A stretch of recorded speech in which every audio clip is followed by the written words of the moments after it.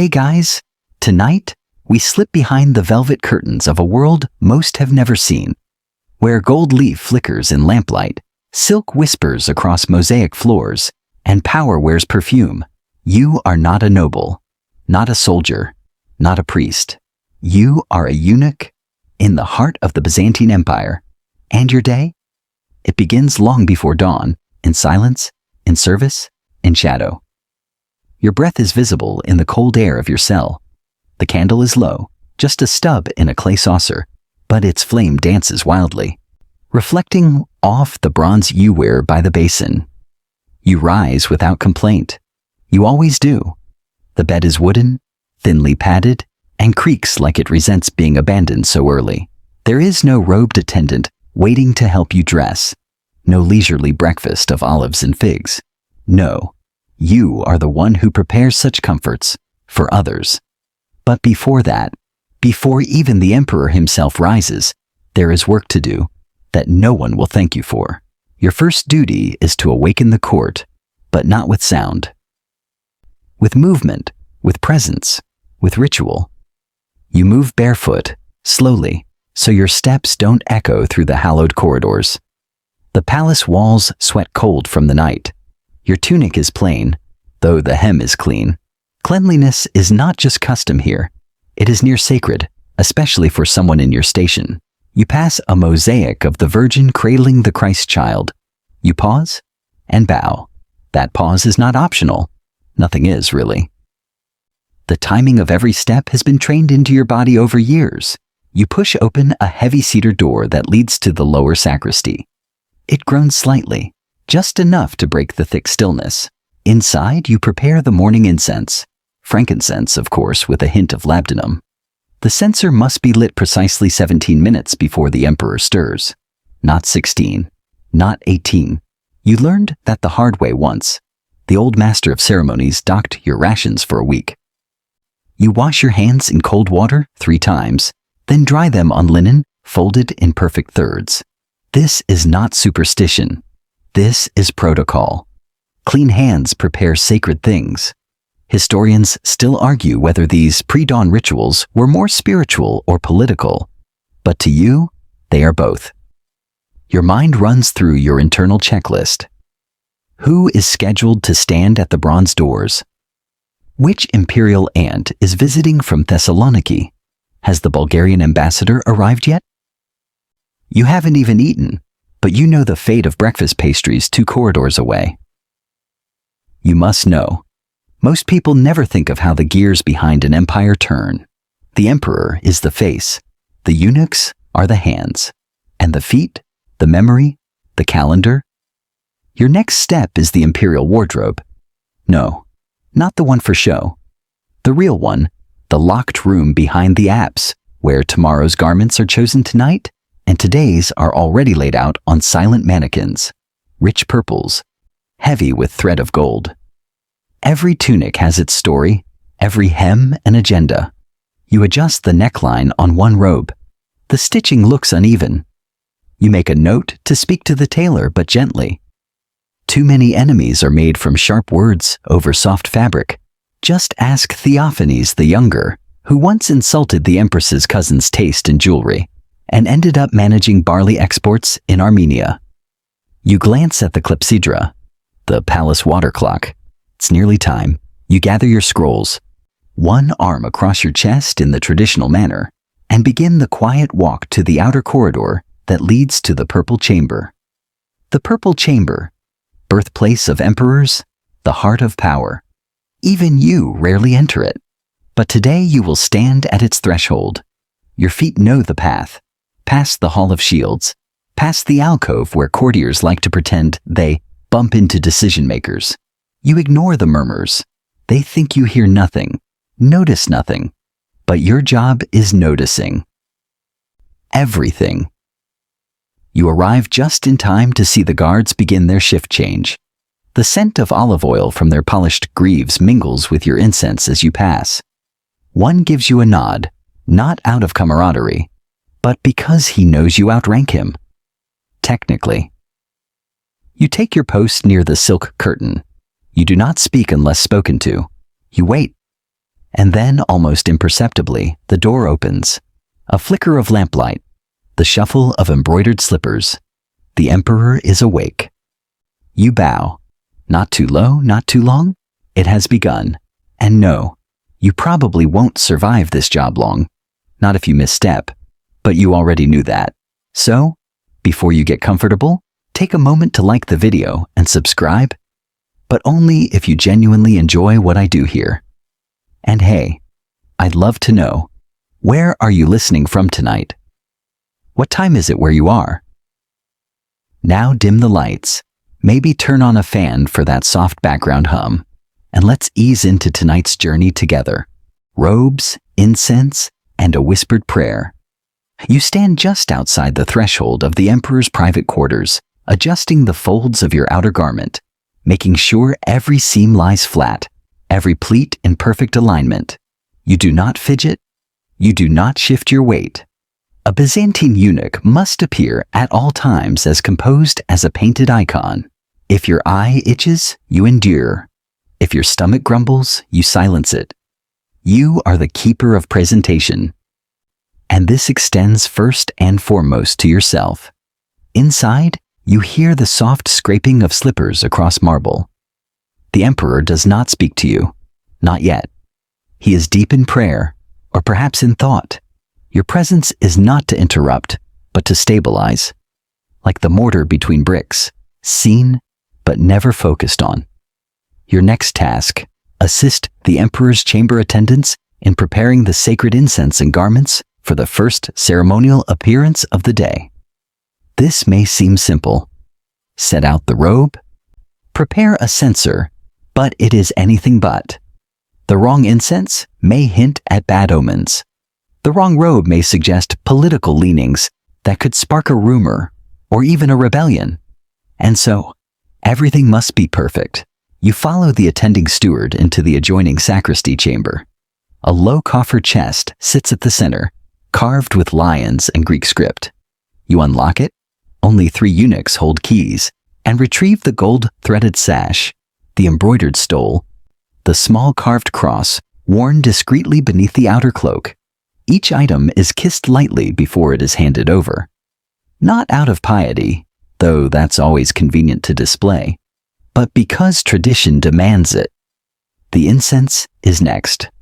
You mix crushed frankincense with myrrh and a curious pinch of storax, a resin with a heavy, almost hypnotic scent. You fan the coal until it glows orange, then drop in the grains with a practiced hand. Smoke curls upward immediately, blue-gray and sweet. A ribbon of holiness and statecraft entwined. There's something oddly calming about this moment. The swirl of smoke, the soft shuffle of fabric, the flicker of firelight on bronze icons. For a moment, the palace feels quiet, manageable. You hand the censer to the emperor's priest, who accepts it with both hands, eyes half-lidded, murmuring a hymn that you've heard so many times. It loops in your dreams. And yet, you don't tune out. You count each step he takes, each word he utters. If he falters, you know which verse comes next. You also know what time the emperor should begin dressing. You don't need to check a clock. You feel it in your spine. Every event, every breath, choreographed like a dance. Except no one claps if you get it right. They only notice if you get it wrong. As the emperor is dressed, robe, then sash, then outer cloak, you hold up a polished silver mirror. Not too high, not too low. The emperor does not acknowledge your presence, but he glances once into the reflection. His face is unreadable. That's good. That means the robe is acceptable. There will be no tantrum today. Historians still argue whether Byzantine emperors believed their robes granted divine right, or if they were simply using visual splendor to manipulate court sentiment. Perhaps both. You've seen men weep at the sight of a new cloak, and others draw daggers over a misinterpreted belt buckle. But this morning, all is quiet. Your next whispered prayer is your own, soft, just for you. You mouth the words as you step back into the shadows, Let this day pass without blood. Let the Empress stay calm. Let the Bulgarian envoys not demand anything absurd. Let no one die at dinner.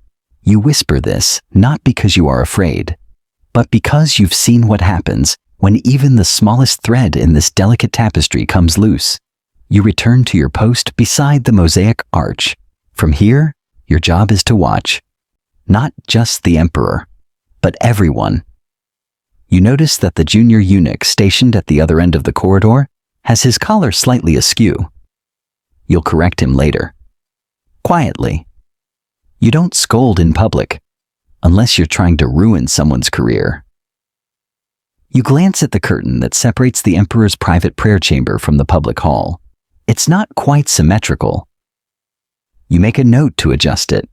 People may not notice consciously, but asymmetry at court is like a crack in a mirror. Unlucky. Unholy. Unforgivable. Then comes the moment you've been trained for. The first step of the emperor into the hallway. His feet glide silently on the stone floor, slippers designed not to echo. You take 3 steps forward and lower your head slightly. Not a bow, not quite, but a tilt of acknowledgement. The signal is given. The palace begins to awaken. Other eunuchs begin to move, sliding open doors, drawing curtains, ringing the chimes that signal to the outer chambers. The day has begun. The scent of incense trails behind you as you lead the emperor toward the golden light of the Chrysotriklinos, the imperial reception hall. You do not look back. You never do.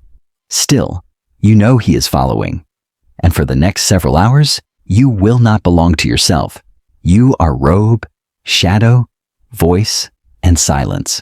Shadow watcher of the purple chamber. You stand still as stone, yet your mind flickers faster than a hummingbird's wings. At this hour, the palace is a symphony of subtle movements, and you are the silent conductor, never seen waving a baton, but every note flows through your fingertips. The emperor has entered the corridor. Behind him trail a slow-moving retinue of select chamberlains, guards, and junior officials, each assigned a very particular spot in this daily choreography. You, however, are one of the few permitted to move freely, not because of status in the traditional sense, but because your role is too complex, too essential to define with a single title. You are, in many ways, the watcher of watchers. The purple chamber stands silent now, awaiting his return later today.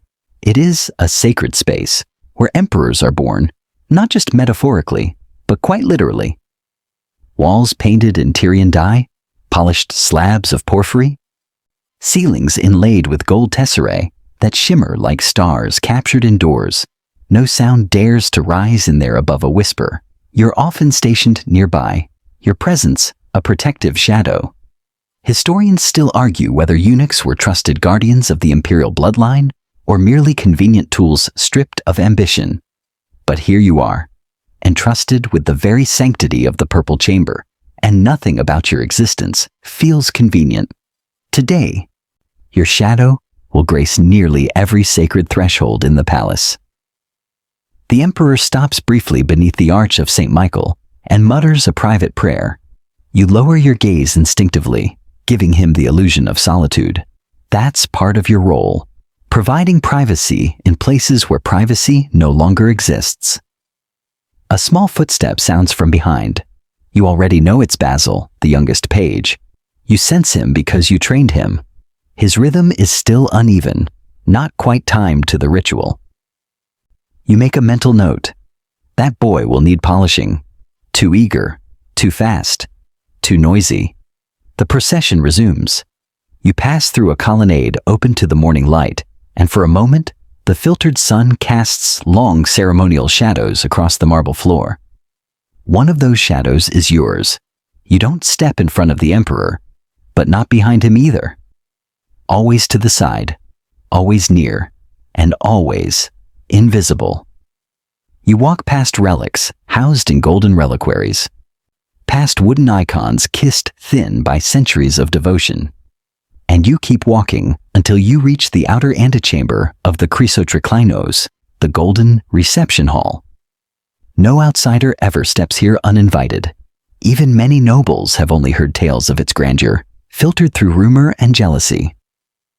Inside, the golden dome arches overhead like the inside of a sacred egg. Murals of saints look down with judgment and approval depending on the light. The walls glitter with embedded jewels, not merely decoration, but code. Each gem, each motif, a whisper to those who know how to read it. And you read it fluently. Today, a foreign delegation will enter this space for an official audience. Their language, their customs, their expectations all known to you. You've spent 3 weeks reviewing their preferences, coaching the palace interpreters, correcting the floral arrangement in the reception alcove, and, most crucially, ensuring that the emperor will appear exactly 1 head taller when seated on the hidden, mechanical throne. The elevation ritual, as it's called, never fails to impress. You inspect the mechanism behind the throne now, a quiet turn of a concealed crank, smooth, functional. You say nothing. You trust no one with this task. You've oiled it yourself.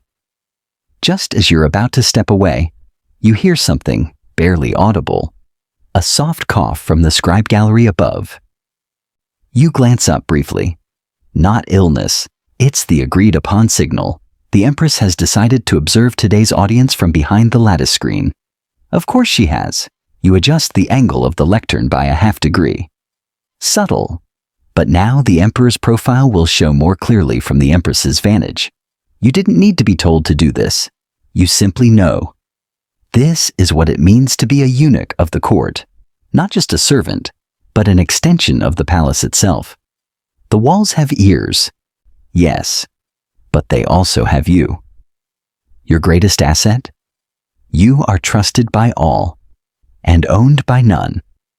The chamberlain approaches with a question, whispered so low you nearly mistake it for breath. A scheduling error with the afternoon confessor. You offer a quiet solution. Rearrange the order of entrance so the confessor appears to depart before the senators arrive, sparing the emperor the awkwardness of idle time. The chamberlain nods. He will get the credit. That doesn't matter. At that moment, the emperor enters. All eyes lower, yours included. You resume your place in the periphery, still as the marble lions beside the imperial doors. But your mind is alive with calculations. How long before the interpreter mispronounces the envoy's name? Which senator's robe is too modest, a signal of subtle protest? Which general is not here when he should be? Your body does not move, but you are everywhere at once. And when the audience begins, when the voices echo through the high dome and foreign tongues twist around imperial greetings, you are still watching, not just for decorum, but for danger. You, after all, know who smiles with poison behind their teeth. And tonight, once the delegation leaves, once the emperor retires, you will still be watching. The morning procession to the Chrysotriklinos. You feel the weight of the emperor's presence behind you, not oppressive, not demanding, but constant, like the gravity of a celestial body pulling all things into its orbit. You do not speak. You do not signal. Yet your every step tells a story. The silk of your robe sways with your measured pace, and your footfalls guide the rhythm of the imperial train. The procession is a spectacle meant for no audience. Most within the palace are barred from these inner sanctums. The luxury, the precision, the artful silence, these are all designed to impress a select few and remind everyone else that the emperor walks in a world apart. You move from corridor to corridor, through chambers few commoners know exist. The mosaics underfoot depict biblical scenes. Daniel in the lion's den, Jonah emerging from the whale. They shimmer with gold and lapis under the filtered sunlight of narrow arched windows. Then, you've walked these floors for years, and yet, still, they seem to shimmer differently each day, like a living thing, quietly judging you. The Chrysotriklinos is the heart of the palace, both architecturally and ceremonially. Circular, domed, Lined with columns and seats of polished porphyry, it pulses with a kind of regal heartbeat. Every object within has a purpose. Every tile, every shadow. There's even a spot, just left of the central throne, where your foot must land first when entering. Not to follow protocol would be more than clumsy. It would be political. You don't walk directly to the throne. That is not your path. Instead, you arc subtly left, leading the emperor to the golden dais, by way of the northern colonnade. This detour allows a moment for the guards to complete their formation and for you to give a quick signal, just a flick of your finger behind your back, that the stage is set. And one of the more curious fringe details you've learned over time is the placement of the bronze falcon sculpture above the western doorway. Its head is always adjusted to face the side from which the emperor will enter. Most guests assume it's symbolic. It's not. It's practical. If it ever didn't face the right way, it would signal something had gone terribly wrong. As the emperor ascends the dais, your pace slows and you melt to the side, seamlessly taking position by the nearest pillar. You are close enough to hear him breathe, far enough to be invisible in the grand mosaic of the court. And here, at the center of it all, begins the performance of empire. The generals, ambassadors, and senators begin filing in, according to a choreography that makes the most intricate ballet seem casual. Every bow, every syllable, every hand gesture has been dictated by centuries of tradition, enforced by men like you. You scan the faces as they arrive. The Armenian envoy's beard is shorter than usual, a sign of mourning perhaps, or strategy.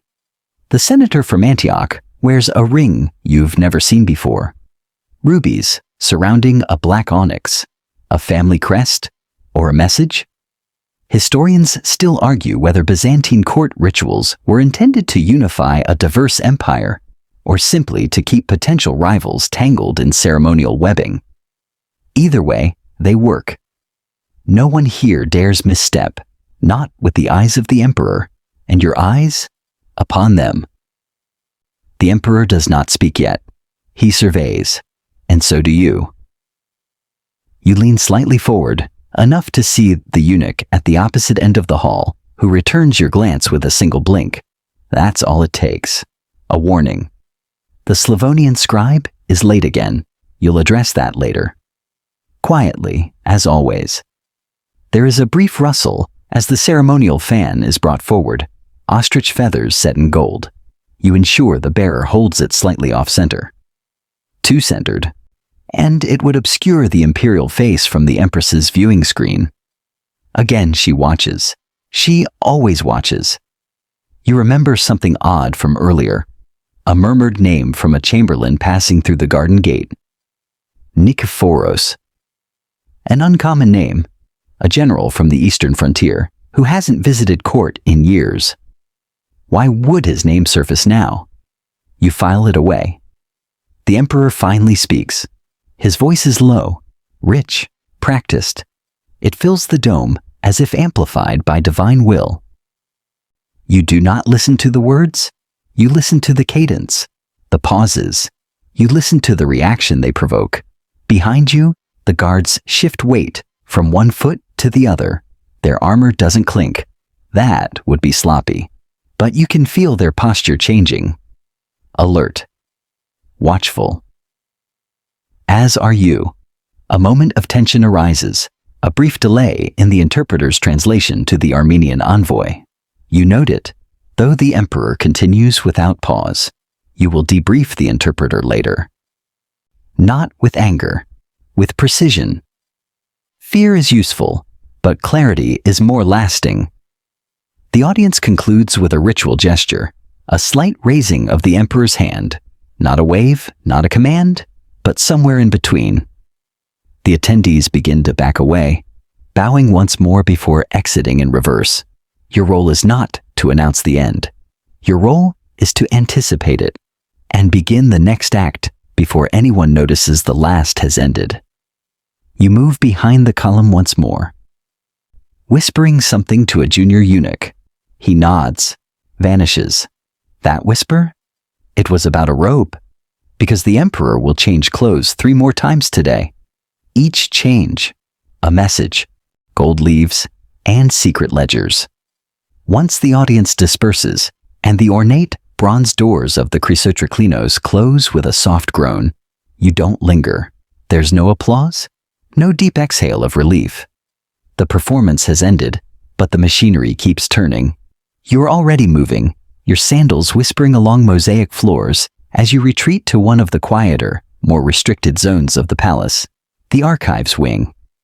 Here, in the cool, dim recesses of stone walls and golden lamplight, is where true power hums.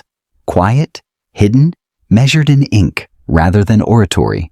Your first stop is the scriptorium, a modest room by Byzantine standards, but rich in secrets. Scrolls are laid out on polished walnut tables, wax seals waiting like sleeping sentinels. Here, you will spend part of your morning reviewing reports and balancing allocations, grain quotas for the hippodrome stables, pearl imports from Cyprus, wine shipments for the empress's household. It may sound tedious, but in this place, a missing crate of olive oil could spark a scandal, or worse, a rumor. And rumors in this court are more combustible than Greek fire. Your fingers, stained faintly with soot from the incense, unroll a scroll of account ledgers. Lines of Greek script wind across the parchment like miniature rivers, flowing between dates, quantities, and carefully inked names. One name appears twice in too short a span: Petros, a minor steward, twice requesting brocade shipments. Odd. You tilt your head. Did the empress's cousin not already receive her tribute last week? Historians still argue whether eunuchs were permitted this level of administrative autonomy. But you know the truth. No one questions your oversight, because no one wants your scrutiny. You're allowed in these rooms, not because you are powerless, but because you are presumed to be loyal above ambition. You make a quiet mark in the margin, a tiny fish shape, your personal symbol. No one else knows it. No one else should. Across the room, another eunuch, old, stiff in the knees, shuffles through a chest of tax records. He gives you a brief nod. No words. Just the knowledge of shared burden. You've known him for 23 years. Never once shared a meal. Never once shared a secret. That's not coldness. That's safety. You take a moment to glance out the thin window slit, carved into the wall. The gardens beyond are beginning to fill with sunlight, golden leaves catching the breeze like suspended coins. It's a rare, peaceful sight, one you can't afford to admire too long. Behind you, a courier arrives, young, nervous, carrying a leather pouch sealed with red wax. You recognize the seal. Theophylactos, a senator who smiles too quickly. You take the pouch without comment and unroll the scroll inside. A private petition for funds to repair a storm-damaged villa. You know the villa. You know it hasn't seen a drop of rain since Pentecost. You also know the senator owes 3 favors to the imperial chamberlain. You read the scroll slowly, then set it aside with a sigh. Another mark in the ledger. Not a fish. A star this time. A reminder to delay reply. There's a delicate power in choosing what not to answer. Somewhere nearby, a clock chimes softly. An imported contraption with weights and gears. More novelty than necessity. Still, it reminds you, it's time to attend the inner office. That space is quieter still. Fewer scrolls. More decisions. And here you sit. Not as a servant, but as a handler. A coordinator. One of the few who determines which petition ever makes it to imperial eyes, and which are quietly returned due to irregular formatting. You open the next cabinet. Inside are not financial ledgers, but dossiers. Whispered truths, reports from spies cloaked in legitimacy. One dossier is marked with a symbol resembling a cypress branch, a delicate warning. Do not repeat aloud. Inside? Oh, a report from the port of Trebizond. A merchant captain with unusually large quantities of Egyptian papyrus. Contraband? Possibly. But he also happens to be related to the palace physician. That complicates things. And like so many complications, it falls to you. You pause. Then you reach for the small gold leaf ledger, locked at the bottom drawer. This is the real book, the one that never appears in inventories. You write nothing inside it now. Only glance at the latest entry. Request for bishopric recommendation. Declined silently. No names, just outcomes. Because the less you record, the less they can take from you later.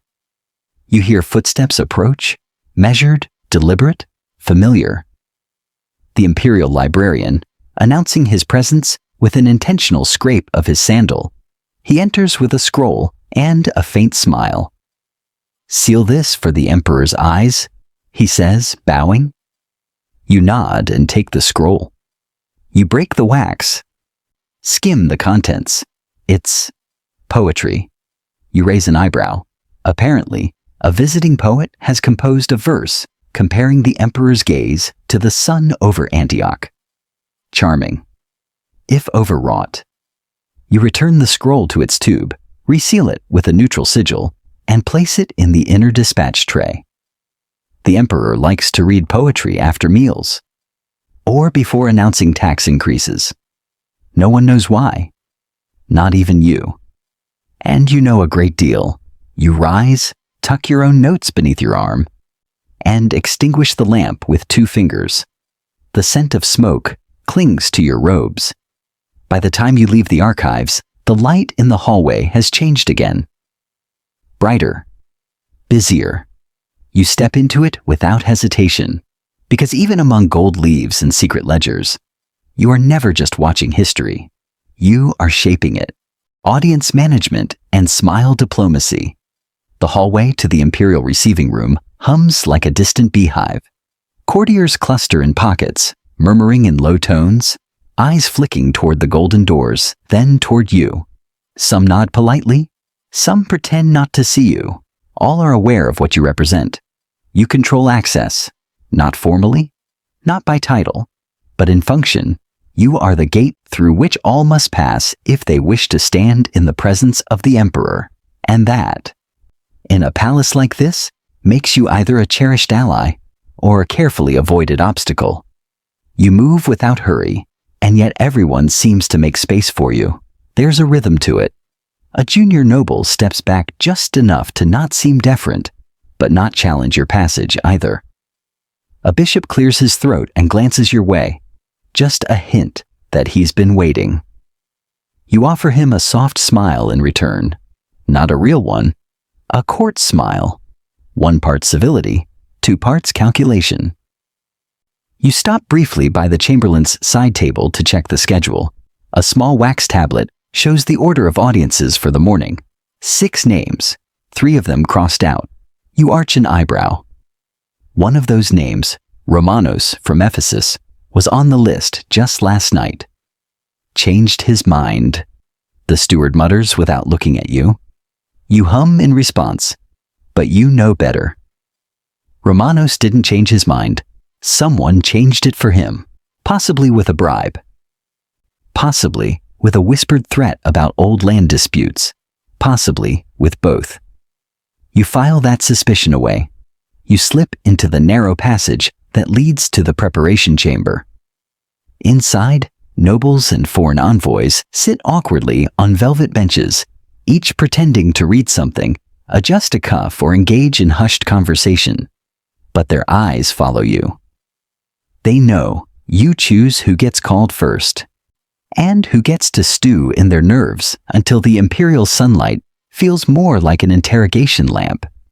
You pause in front of a well-dressed man with heavy rings and breath that smells faintly of cloves. "My lord," you murmur, "His Imperial Majesty will receive you shortly." You don't say when. You don't need to. He nods, his smile tight, grateful and terrified all at once. Historians still argue whether eunuchs were resented or respected more in these roles. The truth is, you're not here to be liked. You're here to be known. That's a different currency entirely. You turn slightly and glance toward the heavy red curtain that conceals the entrance to the audience chamber. A small nod to the guard signals the next entry. The curtain parts. The clove-breathed noble squares his shoulders and walks forward, footsteps echoing like coins dropped in a fountain. You exhale and reset your expression.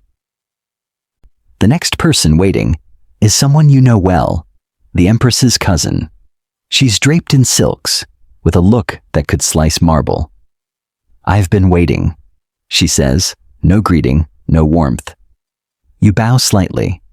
"As is befitting your station, my lady. The Emperor values anticipation." It's not sarcasm, not really, but it's also not sarcasm. She narrows her eyes and smirks. You both understand the game. She will be admitted shortly, but not before a minor bishop whom she despises. A small reminder that proximity to power is a dance, not a declaration. You step back into the corridor, letting the tension of the chamber melt into the rhythm of footsteps and flickering lamplight. Your mind is always turning. Who is waiting too long? Who was seen leaving too quickly? These details matter. They mean things. One of your favorite fringe facts. There is a precise count of how many paces each type of visitor must take before kneeling. 3 for nobles, 5 for foreign envoys, 1 and only 1 for generals. Anything else would be politically volatile. Even posture must be approved. As you walk, a young court singer brushes past, trailing jasmine perfume. She smiles. You don't return it. Not because you're aloof, but because she's the lover of a minor treasurer who's currently under investigation for misreporting donations to the Church of St. George. Yes, you know that. You know everything. At times, your role feels more like that of a playwright than a functionary. You decide who shares a stage, who exits too early, who forgets their lines, and when the final curtain falls, you are the one who sweeps the stage and sets it for the next act. You return briefly to your corner seat, an unassuming stool near the marble column. From here, you can see the entire flow of traffic. You cross one ankle over the other, rest your hands loosely on your lap. You are relaxed, calm, still as the icons. And yet, everyone passing feels your presence. A courtier drops a small note into your open palm without breaking stride. You don't look at it. Not now, not here. That will wait for a safer moment. You hear a brief shuffle behind you. A minor official. Young, nervous, perspiring. He forgot the proper order of greeting and nearly bowed to the wrong eunuch. You fix him with a glance so soft, so blank, it might as well be etched in snow. He won't make the mistake again. And so your morning unfolds in layers of deference, scheduling, hidden messages, and perfectly calibrated smiles. One last visitor waits by the pillar, a woman in gray. She carries no token, wears no jewelry, but her presence insists on being noticed. A nun? A messenger? A spy? You approach. She meets your gaze, and for a moment, time slows. Then she speaks. "I bring a message," she says, "from Mount Athos." You nod once. No questions, because in this palace, questions are loud. But silence? Silence is a weapon, serving lunch, but never tasting. By the time the sun reaches its zenith and spills gold across the palace courtyards, the scents of the imperial kitchens begin to drift upward like an invisible tide. Roast lamb perfumed with rosemary, citrus-soaked olives, steamed chickpeas with mint, fig bread still warm from the hearth. To most, it smells like comfort. To you, it smells like risk. Because you won't be eating, you never do. In the Byzantine court, lunch is not a break, it's a performance. A stage dressed with polished silver and perfumed water, where every serving, every goblet, every moment is carefully constructed. And your part in this play? Precision, observation, control. The emperor does not simply eat, he is served. The process itself is sacred, symbolic. A table is brought into the smaller dining chamber, a space rarely seen by outsiders, lined with mosaic saints and lions in repose. You stand near the far column, as always, just beyond the arc of candlelight, watching. Before any food even touches the emperor's lips, it passes through a gauntlet of eyes, hands, and rituals. Yours are among the most trusted. You inspect the serving trays, not for presentation, but for danger. This is where your day shifts from ceremonial to surgical. You lift the lid from a silver dish, grilled river fish, glistening with honeyed glaze. You nod slightly.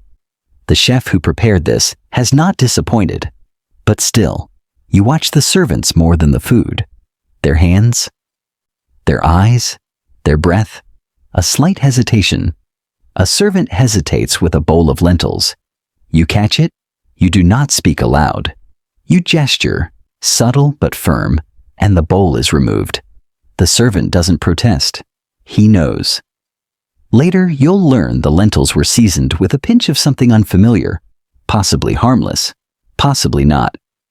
Either way, the risk is gone. You made sure of that. Historians still argue whether eunuchs exaggerated their vigilance in the dining room to secure their indispensability. Let them argue. You've seen a bishop keel over mid-toast. You've seen an empress vomit blood into her lap.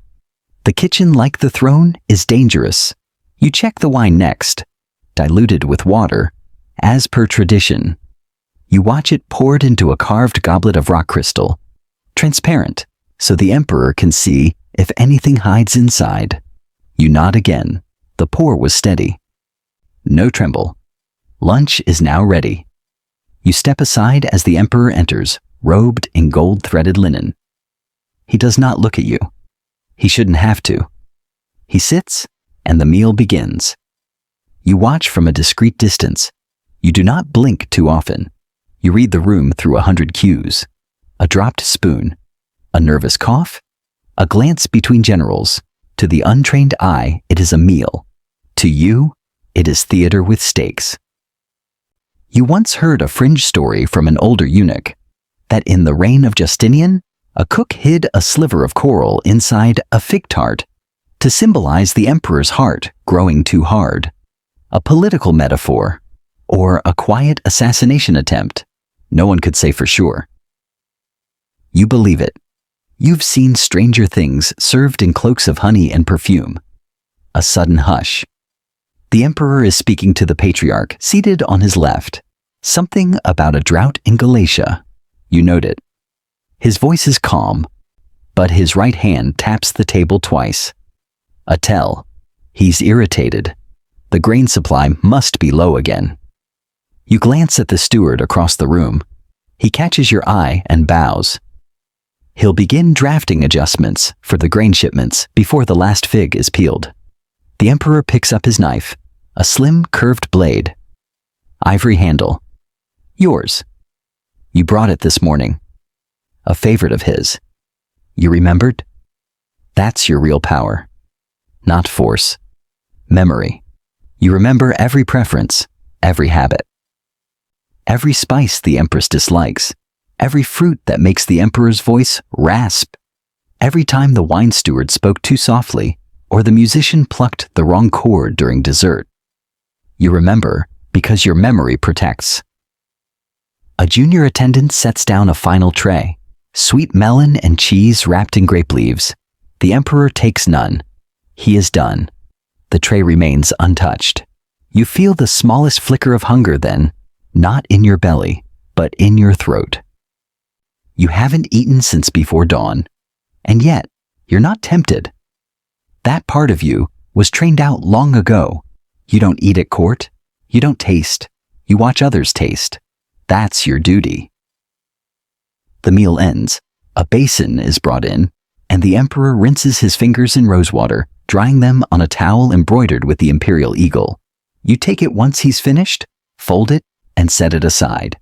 Not because it's valuable, but because it carries scent, and scent is message. As the room empties, you step forward to oversee the cleaning. No scraps are left behind, no forgotten cup. Everything is wiped, folded, and gone. It's as if the meal never happened, except in your mind, where every word, every glance, every plate has already been filed away, in case it needs to be used. Afternoon. Courtly theater. Lunch has faded into silence. The golden plate's gone. The scents of roast lamb replaced by the sharp trace of sandalwood incense. You walk slowly now, not from fatigue, but because this part of the day demands it. Afternoon court in Byzantium is not an event. It's an act. A ballet of bowed heads and calculated intonations. Every movement rehearsed, every phrase loaded. And you, of course, are one of its most seasoned stagehands. The emperor returns to the Chrysotriklinos, not for diplomacy now, but for display. This is the session where courtiers, noble families, and high-ranking clergy come to present petitions and pay homage. But everyone knows what this really is.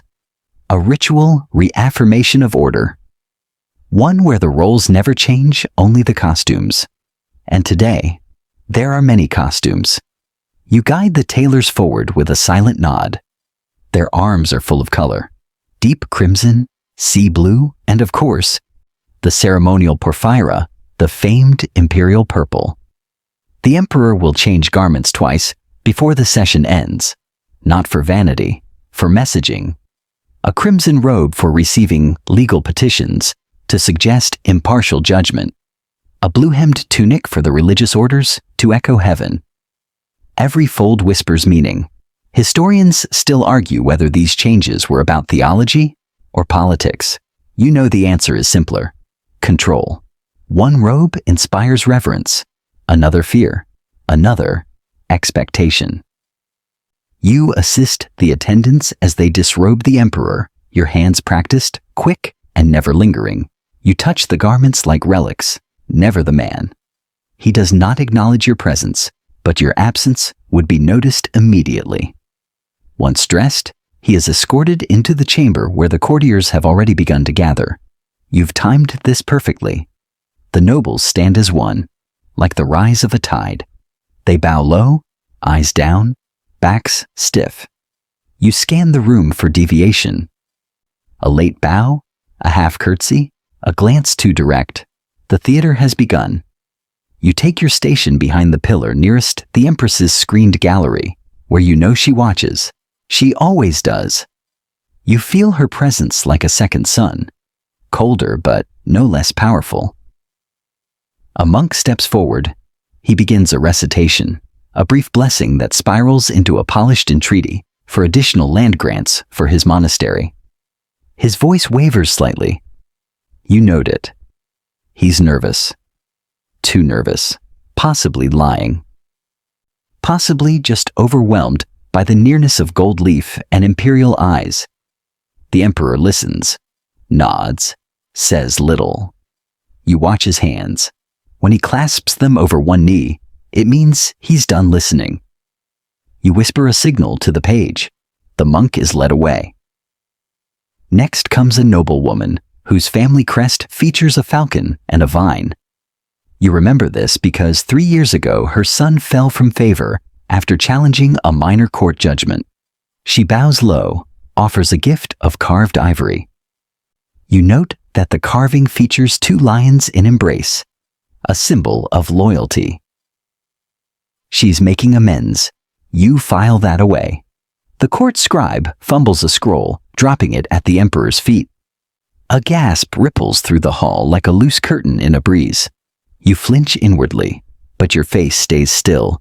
The emperor lets it pass, barely. You'll speak to the scribe later, in private, with a kindness that feels like a warning. One of the more delightful oddities of this theater is the role you play when memory fails.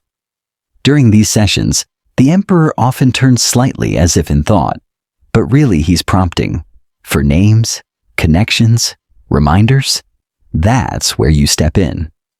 Today he tilts his head just enough.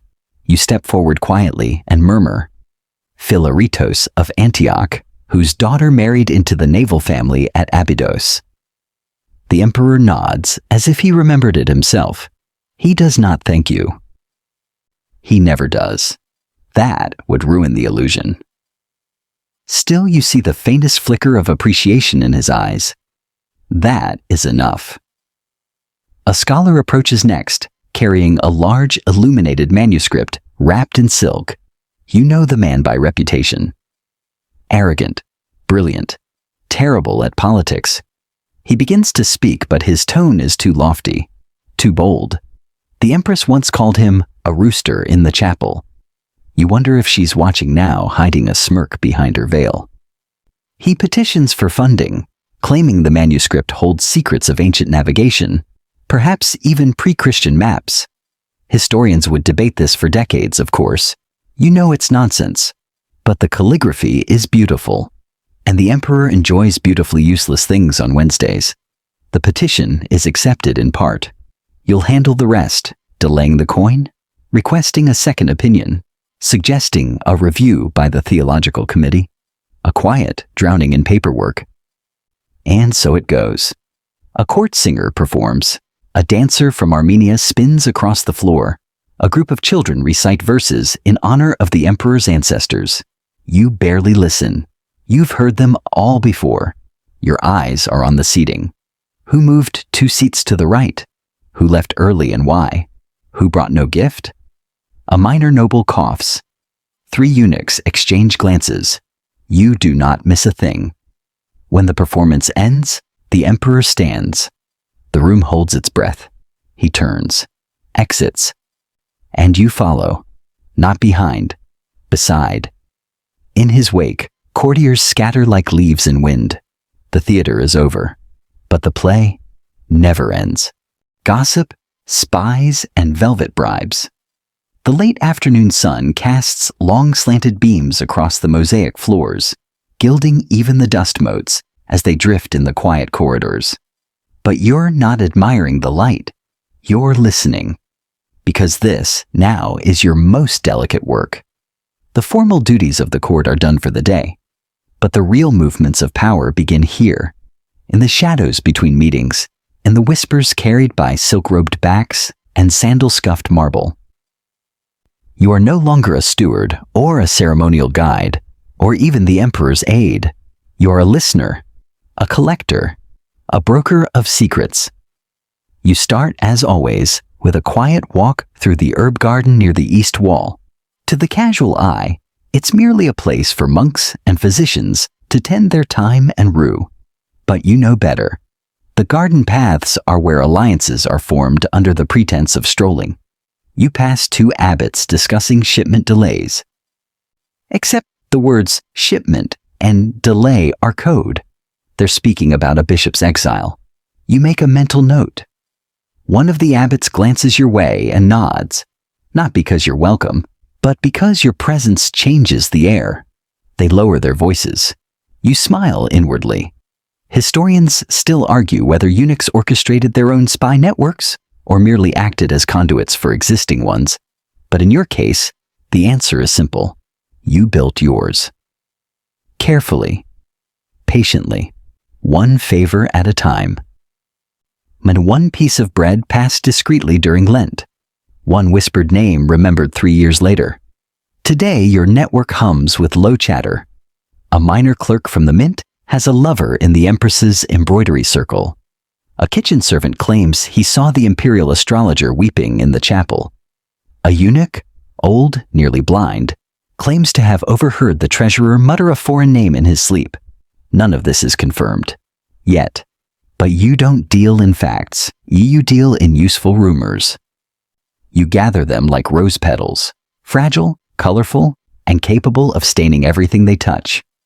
You step into the small cloister adjacent to the chapel of St. John the Silent. There, on a bench beneath a cypress, sits a young scribe pretending to nap. You sit beside him. Neither of you speaks for a long moment. Then, softly, he says, "The bishop from Nicaea. He's been writing letters, not to other bishops." You don't look at him. You just say, "To whom?" He hesitates. "To the Bulgar priest?" You nod once. "Leave the letters." He stands, stretches, and walks away. Within the hour, those letters will be copied. not intercepted, not yet, because the threat must exist long enough to be useful. You return to your chamber briefly, not to rest, to read. On your desk is a small box wrapped in green silk. Inside, a bribe, velvet gloves embroidered with golden bees. No note, just the gift. The message is clear. Don't delay my petition. You do not wear the gloves. You do not discard them. You place them in your vault. A cedar chest containing tokens, gifts, and bribes spanning 5 emperors. A collection not of wealth, but of leverage. Later, you receive a visitor, another eunuch, older from the diplomatic wing. He carries himself with the stillness of someone who's watched men rise and fall like tides. You offer him wine. He declines. Instead, he says, "There's movement near the Black Gate. Quiet traffic. Night visits." You sigh. "Customs officers?" He shakes his head. "Too quiet. And one of them carries a coin stamped with your fish symbol." Your blood cools slightly. Not fear. Interest. Who would dare forge your symbol? You look at the eunuch, and the corners of both your mouths curl just faintly. The thrill of the game. You dismiss him with a nod. He leaves a small scroll on your desk. You'll read it later. Because now, it's time to walk through the outer kitchens, where rumor rises with the steam. You hear snippets. Said she wept for an hour. A new robe of black silk. And he said the eagle turned its head. To others, meaningless. To you? Echoes. You pause near the well. A chambermaid is drawing water. She glances up, startled. You nod kindly. Then you ask gently, "Did the Empress cry today?" She blinks, nods. "Only after the letter." You nod. "Which letter?" "The one from the nun." "Ah, the woman from Mount Athos." You thank her and walk on. Every answer spools out into more questions. That is the nature of your world. You return to the hallway behind the great bronze doors and lean briefly against the cool stone. You allow yourself a moment of stillness. Then a courier runs past, breathless, a scroll in his hand. You do not stop him. Not yet. You already know what it says. Because it was your hand that delivered the message. 3 days ago. Disguised in another script, slipped into another pouch. The message was yours. The reaction? Planned. Tonight, the palace will whisper. Tomorrow, someone will fall. And you? You'll be watching. From behind a curtain, with velvet gloves still folded, and a smile that means nothing at all. The emperor's changing robes. You've seen more robes than most tailors. Silks dyed with the blood of snails. Linens softened in river water. Velvets as dark as midnight prayers. But to you, clothing is never just cloth. It is declaration. It is armor. It is code. And no one wears that code more deliberately than the emperor. The changing of the emperor's robes is not a private affair. It is an event. Quiet? Yes. But theatrical in its own way. You are summoned before each transition. Not to dress him, but to oversee the symbolism. The robe must match the moment. The moment must match the mood. And the mood, well, you often shape that too. You enter the imperial robing chamber just as the afternoon shadows begin to tilt. The walls here are covered in carved cedar panels and polished bronze mirrors. The air smells of lavender and beeswax. On a long cedar rack hang robes for every occasion. Dark blues for mourning, pale golds for mercy, reds with falcon patterns for strength. And of course the imperial porphyra, deep purple, dyed at cost equal to a minor villa. The emperor stands still, arms slightly out, like a statue waiting to be brought to life. Today he sheds the soft gold of midday and requests the storm-gray robe edged with peacock eyes. An unusual choice, one reserved for evenings with generals or astrologers. You say nothing, but your mind begins to turn. Who is coming? Historians still debate whether the Byzantine obsession with color was purely symbolic or held deeper astrological meaning. But you've seen the pattern too many times. When the emperor wears gray, a message will be delivered, not spoken, shown. The attendants begin the careful work of undressing him. You oversee the process, eyeing the folds, ensuring no underlayer is visible when it shouldn't be. Modesty is important, but precision is holier. A misaligned hem can spark palace gossip. A mischosen belt can offend an entire province. You remember the time a purple sash was mistakenly worn during a peacetime audience. The resulting misunderstanding delayed a marriage alliance for 6 months. You still wince thinking about it. The emperor is quiet today. He doesn't speak as the sleeves are drawn over his arms, or as you tighten the silk cingulum at his waist. His gaze is distant, as if seeing something far beyond the polished mirrors. You check the brooch, an eagle with wings outspread, holding thunderbolts. Not subtle, but subtlety isn't always the goal. Once dressed, the emperor turns to face the largest mirror. He studies himself. You study him. You look not at the robe, but at the space between his brow. The slight tension. A decision has been made, perhaps. Behind you, a court poet clears his throat softly. He's been waiting for the emperor's approval to recite a verse, prepared for the evening session. You glance at him, shake your head very slightly. Not today. The poet bows and melts away. You step forward and adjust the collar of the emperor's cloak, just a finger's width higher, enough to cast a stronger shadow across his jaw. He doesn't react, but you know he noticed. He always notices. He raises an arm, testing the robe's weight. It falls smoothly, a waterfall of gray and shadow. He nods once. You bow, stepping back into the light pooling from the hallway. As the attendants finish collecting the discarded garments, you make a mental note of their state. A loose thread here, a faint wine stain there. All logged, all remembered.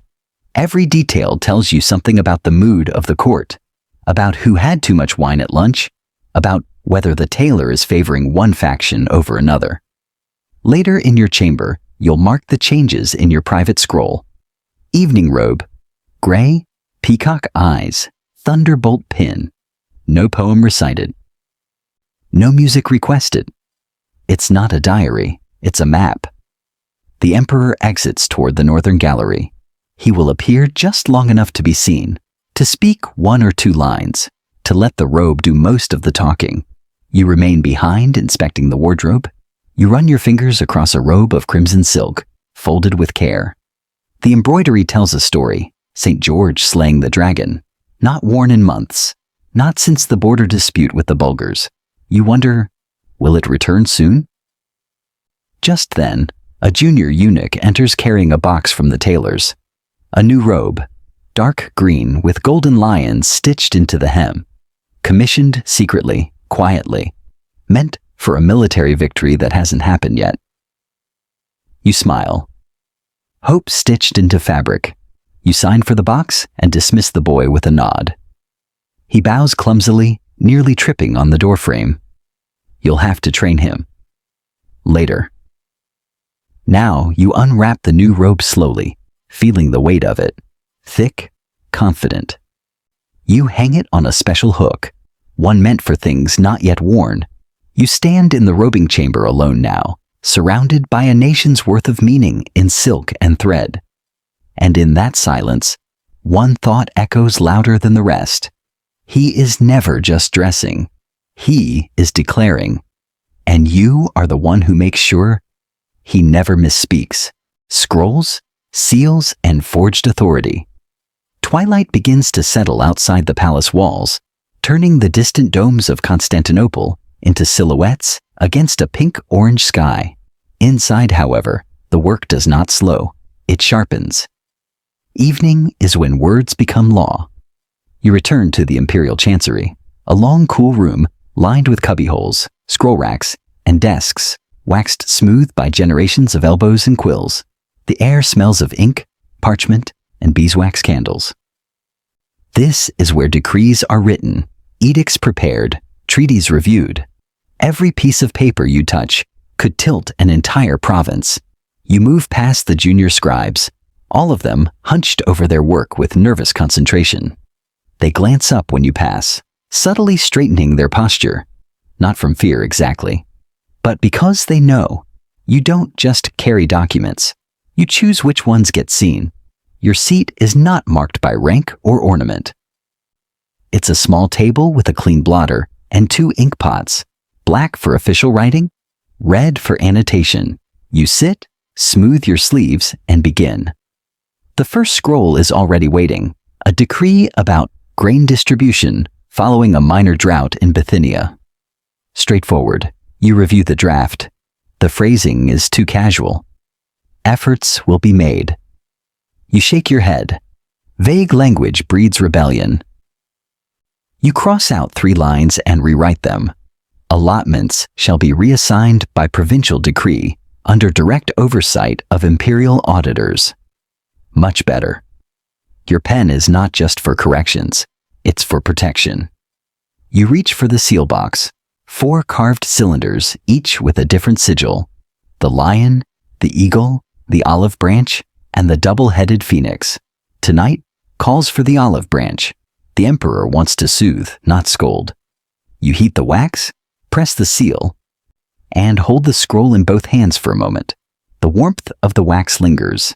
The decree is ready. But not every scroll is so clean. The second one, wrapped in green silk, is different. It's a request for land inheritance routed through the empress's cousin, sealed with the bishop's counter-signature. Everything looks correct. Too correct. You squint. The wax impression is just slightly off-center. Unusual for the bishop. His hand is always precise. You run your fingers along the edge of the scroll. The parchment is slightly thicker than usual. You open it carefully, and there it is. Beneath the first layer of script, faint etching, scraped and overwritten. The original name wasn't the empress's cousin at all. Forgery. You don't alert the guards. That's not how these things are handled. Instead, you set the scroll aside gently, as if it were fragile glass. You will write a new one. One that matches the emperor's actual will, and ensure that the forgery disappears. Not burned. Not yet. Simply misplaced, in a box where inconvenient things go to rest. Historians still argue whether eunuchs had the authority to edit imperial intent. Let them argue. You know better. You don't change orders. You clarify them. A third scroll arrives, delivered not by courier, but by the emperor's personal scribe, a slim man with eyes too sharp for such a soft voice. He hands it over with both palms. Urgent, he whispers. You open it. It's a response to a foreign delegation, an invitation to visit in spring. The tone is friendly. Open. You frown. Too generous, you murmur. The scribe blinks. The emperor dictated it himself. You raise an eyebrow. Then you pick up your red ink and add a clause. 6. Pending mutual consultation of tariffs and faith observance. You reseal it and say, now it's complete. The scribe hesitates, then bows. As you say. You wait until he's gone before you exhale. The emperor did dictate it, but he expects you to temper his moods. That's why your hand is trusted. That's why your edits are never erased. Because if the empire falls from a letter, it will not be one you sealed. You glance to the side of your desk, where the unmarked scrolls rest, the gray scrolls. These are unsigned notes, private appeals, veiled threats disguised as poetry, or veiled poetry disguised as threats. You open one. It's written in alternating lines of Greek and Armenian. You smile. A code. You've seen it before. The message? A minor port commander on the eastern coast is quietly marrying into a Persian-aligned family. You fold the scroll and slide it into the vault of possibilities, a locked drawer beneath your desk. Not worth action yet, but good to know. You finally reach for the last scroll of the evening. This one comes from the emperor himself. You break the seal, Phoenix, double-headed, and read it silently. It is short, just 12 words. A name is missing from tomorrow's audience. Make it right. You nod. He's referring to a general, a man whose loyalty is uncertain. Excluding him might seem like punishment. Including him might seem like forgiveness. Either way, the emperor wants the option. You draft a letter immediately, in plain Greek, and pass it to a runner. You don't sign it. But the general will know. You extinguish one of your ink pots, stretch your fingers, and sit back. Outside the chancery windows, night has fully arrived. The torches flicker, casting long lines of flame-shaped shadows across your hands. Your work is done. But the empire is written in ink, and ink never sleeps. Nightfall and the vigil candles. The palace at night is not silent. It breathes. The echoes are softer, yes. Footsteps padded, voices hushed. But you can still hear the marble sigh beneath hurried sandals, the distant creak of bronze doors adjusting to cool air, the rustle of a robe brushing against a tapestry. Daylight may rule the court, but night belongs to those who listen, and you are always listening. Your final duties are quieter now, but no less sacred. You begin by walking the vigil corridors, those long candlelit passages that connect the emperor's private chambers to the chapels and reliquaries. Few know these halls. Fewer still are allowed to walk them after dark. You carry a small brass lantern. Not because you need light. Every 10th arch holds a candle. But because it's tradition. The flame must pass through each corridor before the emperor sleeps. You start near the chapel of St. Menas, a small space, domed, filled with the scent of wax and cedar oil. You pause, bow slightly at the icon, and relight the central candle, not out of devotion exactly, but because the candle must stay lit. It has burned since the coronation. No one dares let it go out. As you walk, your lantern throws shifting patterns on the floor, arches bending, shadows lengthening. It's strangely comforting. The palace by night feels like a creature at rest, still powerful, still immense, but breathing deeply. And you are its heartbeat. In one of the side corridors, you find a candle guttering. You kneel, trim the wick, and relight it from your lantern. The flame catches quickly. You exhale. There's something deeply human about this moment. Guarding flame, guiding light. Historians still debate whether the vigil walks were symbolic acts or security precautions. You know the truth. They're both. Light is sacred in Byzantium, but it also reveals movement. A flicker at the wrong time could mean an intruder, a shadow that moves against the flame, a threat. So yes, you walk for God, but you also walk for safety. You pause outside the reliquary vault. The door is sealed, as it should be. Inside, relics rest. A splinter of the true cross, a bone of St. Thecla, the sandals of St. John. You bow your head once lightly. These objects hold weight, not just for faith, but for politics. Possession of relics is as powerful as possession of armies. You move on, descending into a quieter hall where the air grows colder. The floor beneath you shifts from mosaic to stone. No icons here, just shadow. This is the Hall of Mirrors. Not literal mirrors, reflective bronze panels, polished so finely they resemble water. They line the walls on both sides, reflecting the candlelight infinitely. It's disorienting, intentional.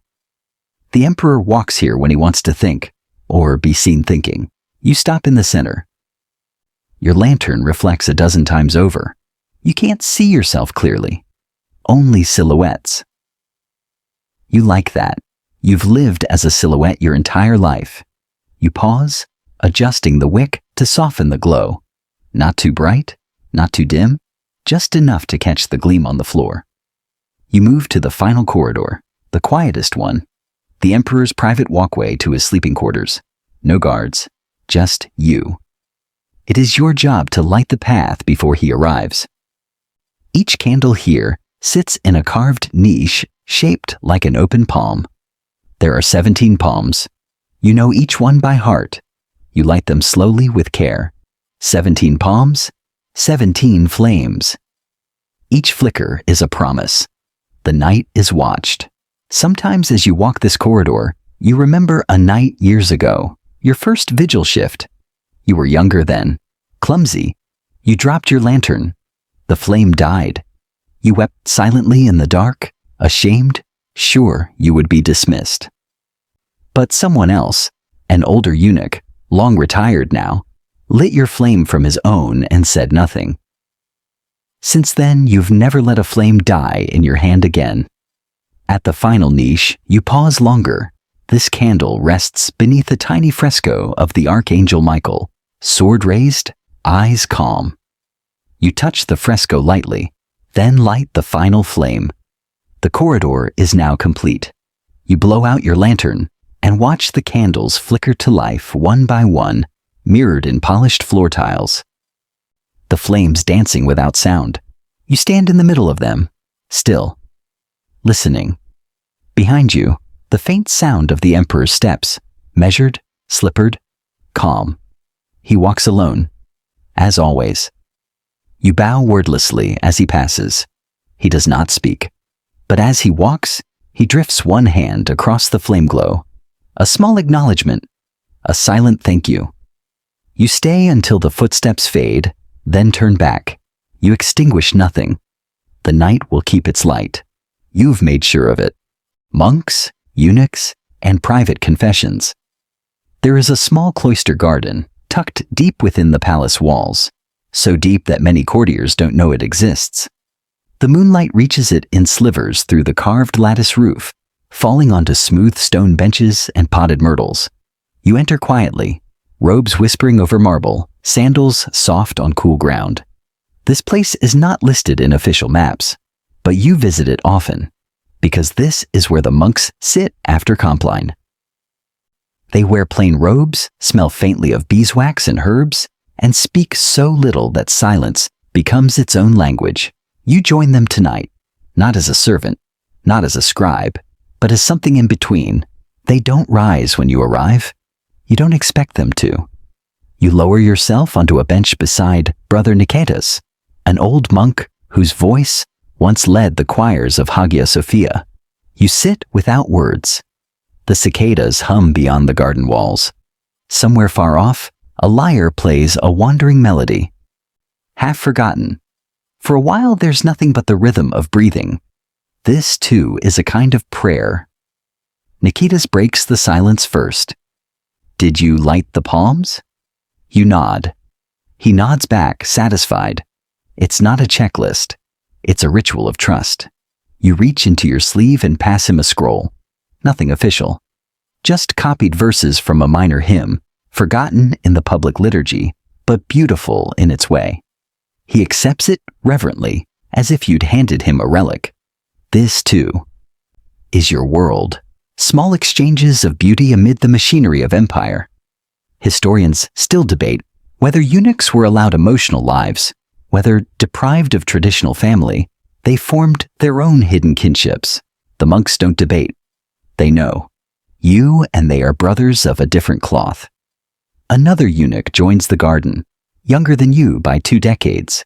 You've trained him, taught him the signals, the silences, the way to read an emperor's posture, like a manuscript. He sits on your other side and exhales slowly. Tried to seal a petition today, he murmurs. My hand trembled. You smile faintly. You'll tremble less when the ink starts to mean something. He nods. He doesn't thank you. He doesn't need to. Above, clouds drift across the moon. For a moment, the cloister falls into perfect shadow. Then the light returns. No one comments. No one moves. You close your eyes for a moment. Not sleep, just rest. And in that moment, memories rise. You remember the first time you walked into the palace? Robes too long, voice barely audible. You remember the sting of correction, the taste of failure. You remember the old eunuch who once taught you to breathe through embarrassment. He's buried now near the old city wall, under a pine tree that still leans slightly west. You open your eyes. The pine still leans in your mind. The younger eunuch shifts. Do you ever forget which part of you is real? You don't answer right away. Then, realness is a burden. Let the robes carry it. He nods slowly, absorbing that, as monks absorb scripture, by quiet repetition. Brother Nikitas chuckles softly. You sound like a theologian. You smile. No, just tired. Nikitas passes you a sprig of rue. Not a gift, a message. He's heard something. Rue is the symbol of regret and cleansing. You slip it into your sleeve. Later, you'll decode what he meant.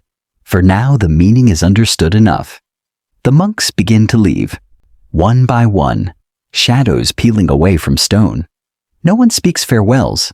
That would break the spell. Soon, only you and the young eunuch remain. He looks at you and whispers, "Do you think God sees us the same?" You don't answer that one, because sometimes silence is holier than certainty. You rise and nod toward the corridor. "Come," you say. "There's a message to deliver." He follows. You walk past columns shaped like spiraled vines, past fountains that never dry, past doors that few remember how to open. This part of the palace is layered in time. You know every creak in the stone. The message you carry is short. Just a single line. Send the oil early this year. But to the right eyes, that means the drought will be worse than reported. To the wrong eyes, it means nothing at all. You leave it with a monk who nods once and disappears into the night. No record, no reply. Just delivered. And with that, your last errand is complete. You and the younger eunuch part ways at the corridor fork, one toward the inner wing, one back to the chancery. You glance once over your shoulder. He doesn't look back. That's good. He's learning. You return to your quarters, light one final candle, and sit by your desk. You don't write. You don't read.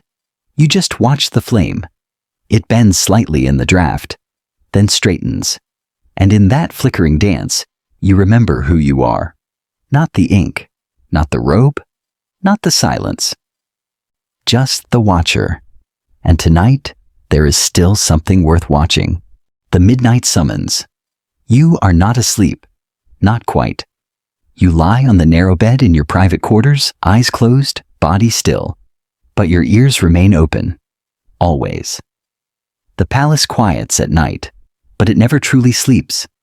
Its stone bones hold too many voices. Its walls hum with dreams not your own. You've trained yourself to listen for the difference between silence and stillness, between rest and waiting. So, when the knock comes, soft but deliberate, you're already rising. No one knocks at midnight unless the message matters. You draw your robe around you. Not formal court dress, just dark linen, clean and simple. Your fingers automatically brush the folds, smooth the collar, check for wrinkles. You move with practiced calm toward the door. A page stands there, candle in hand, face pale. He doesn't speak. He just hands you a scroll. No seal, no ribbon, just a strip of vellum, curled from haste. You break it open. Read. Slowly. One word changes everything. Prophecy. The emperor wants you now. You slip into the outer corridor, soft sandals brushing mosaic. The candlelight flickers across ancient images, angels in flight, saints with uplifted hands, lions frozen in gold. You do not run. Running at night invites rumor. You move like a thought, fast but quiet. As you enter the inner sanctum, a scent greets you, sandalwood, smoke, and something sharp. Myrrh, perhaps, or anticipation. Inside the chamber, the emperor sits alone, hunched over a low table. No guards, no attendants, just you. He does not look up as you enter. His hand traces something in the air above the table. Symbols, maybe, or worries. Finally, he speaks. The astrologer has seen something. You nod. He continues. She said, there will be 2 sons by morning. You do not react. That would be foolish. Instead, you say, do you believe her? He meets your eyes. His own are bloodshot, rimmed with exhaustion. I believe in what people do when they believe in signs.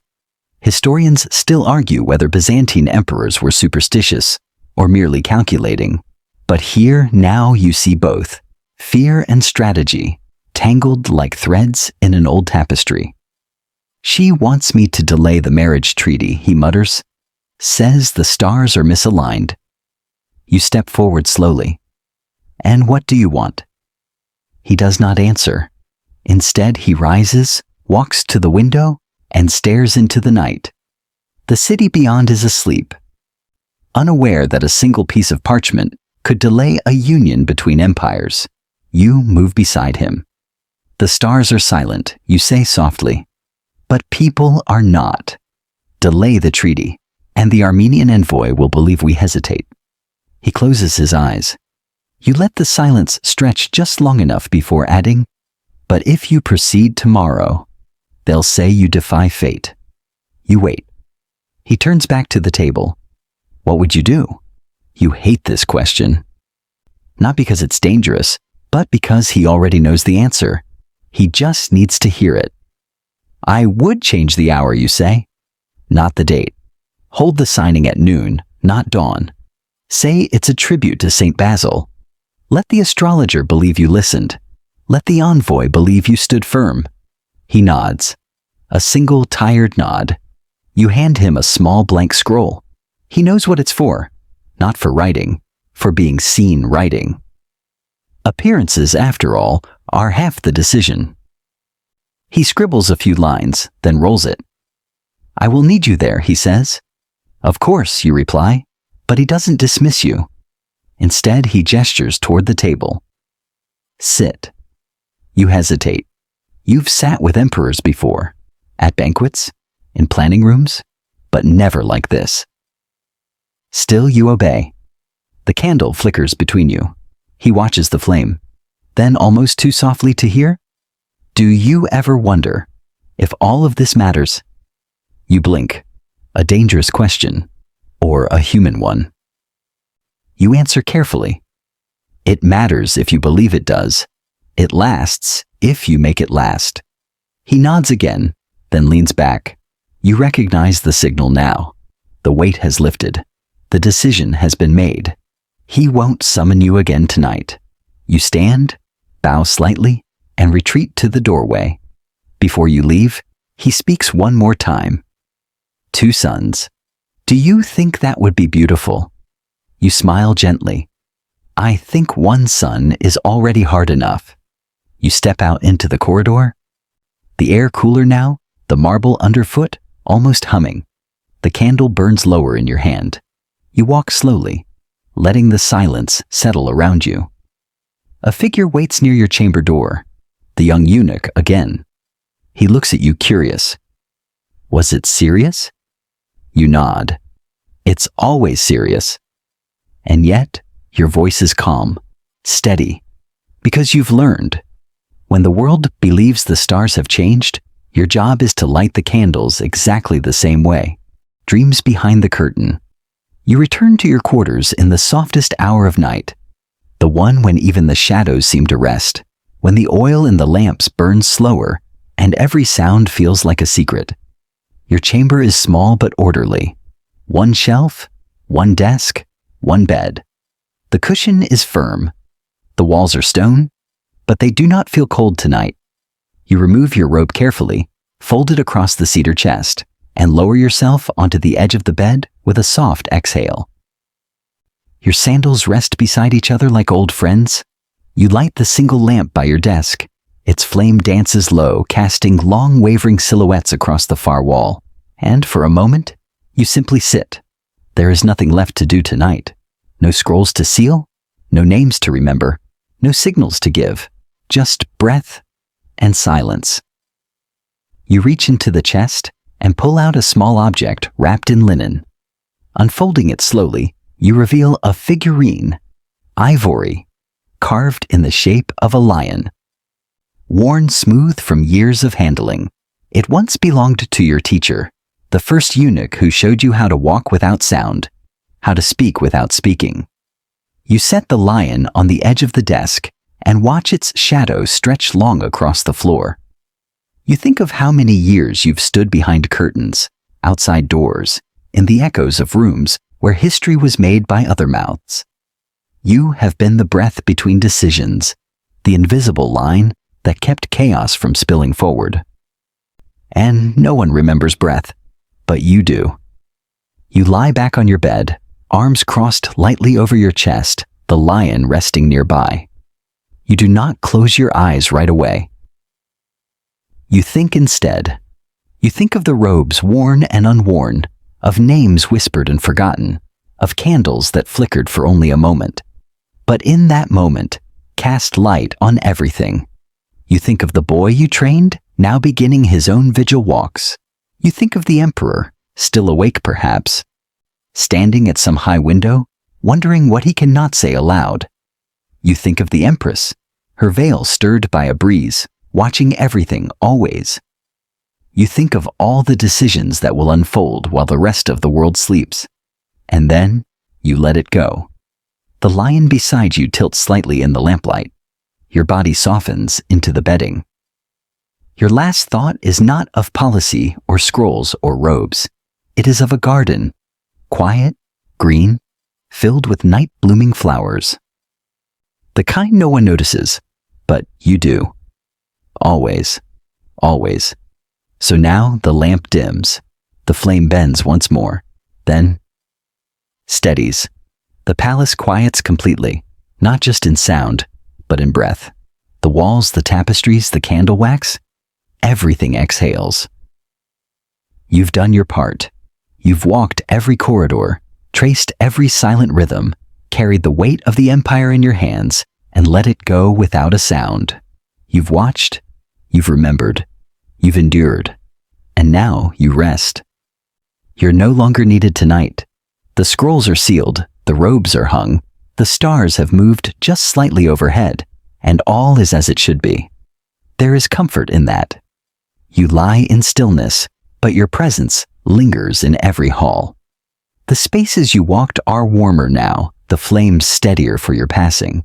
Even in sleep you remain, a quiet part of the great machinery. Outside, Constantinople sleeps under a velvet sky. The city's domes gleam faintly in the moonlight. Seagulls settle on rooftops, waves lap gently against the sea wall, and within you drift. Your breath deepens. The weight leaves your limbs. You do not dream of glory, or thrones, or names carved in stone. You dream of simple things, of cool water poured from a brass pitcher, of the smell of fresh ink, of a candle that never goes out. Sleep well, gentle listener. You've earned the stillness. And the palace? It will wait for your return.